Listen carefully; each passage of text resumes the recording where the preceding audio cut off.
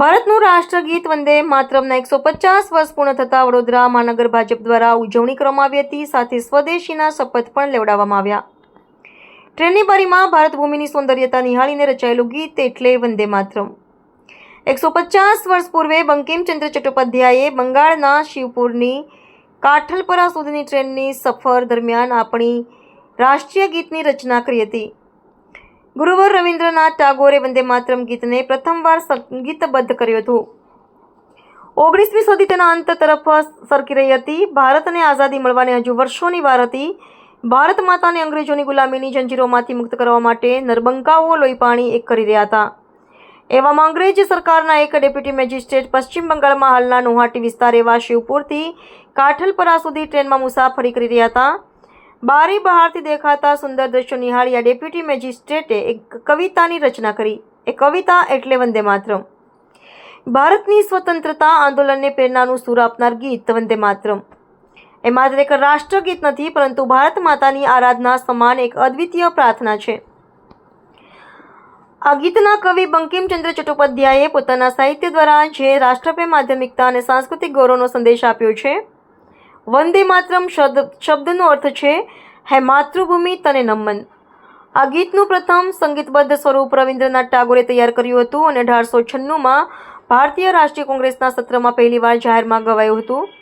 ત્યારથી વંદે માતરમ એ સ્વાતંત્ર્ય સેનાનીઓ માટે આંદોલનની ગર્જના બની ગયું.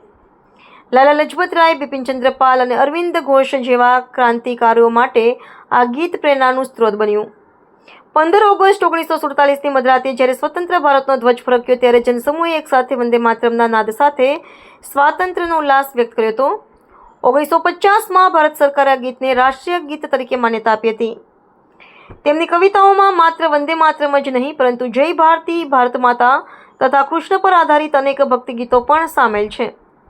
તેમની રચનાઓમાં ધર્મભક્તિ અને રાષ્ટ્રભાવના વચ્ચેનું અદ્ભુત સંકલન જોવા મળે છે. બંકિમચંદ્રના વિચારો અને સર્જન શક્તિએ રવિન્દ્રનાથ ટાગોરથી લઈને મહાત્મા ગાંધી સુધીની પેઢીને ઊંડો પ્રભાવ પાડ્યો છે.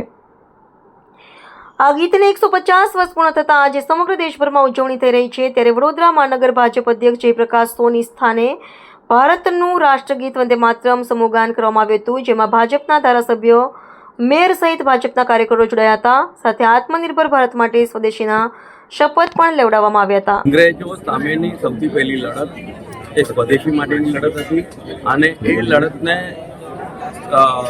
એક અલગ પ્રકારનું સ્વરૂપ આપવા માટે તમામ ક્રાંતિવીરોના એક મૂલમંત્ર તરીકે જ્યારે બંકિમચંદ્રજીએ 7 નવેમ્બર 1875ના રોજ વંદે માતરમની રચના કરી.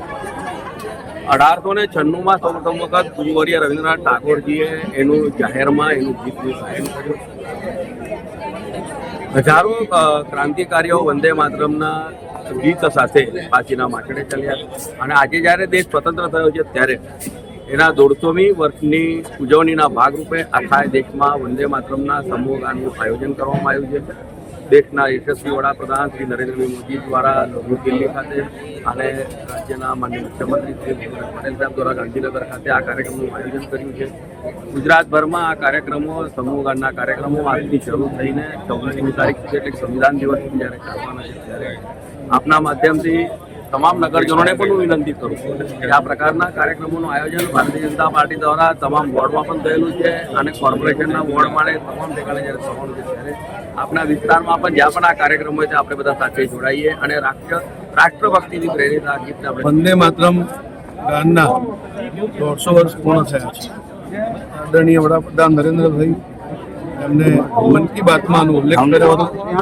ભારતીય જનતા પાર્ટી વડોદરા મહાનગર દ્વારા લગભગ 150થી વધુ સ્થાનોએ પ્રયત્ન કર્યો, પરંતુ બધાનો ઉત્સાહ એટલો હતો 213 સ્થાનો પર આજે એક સાથે 10:30 વાગે સામૂહિક રીતે વંદે માતરમનું પૂર્ણ વંદે માતરમનું ગાન થયું છે. આ એક ગૌરવની વાત છે. આપણા આઝાદીના સમયમાં અનેક શહીદો, અનેક ક્રાંતિકારીઓ, અનેક આંદોલનકારીઓએ વંદે માતરમના આ નારા સાથે કેટલીય લાઠીઓનો માર સહન કર્યો છે, કેટલા પ્રકારના જુલ્મોનો સહન કર્યા છે. આપણા શહીદો તો ફાંસીના માંચડે પણ ચડી ગયા છે.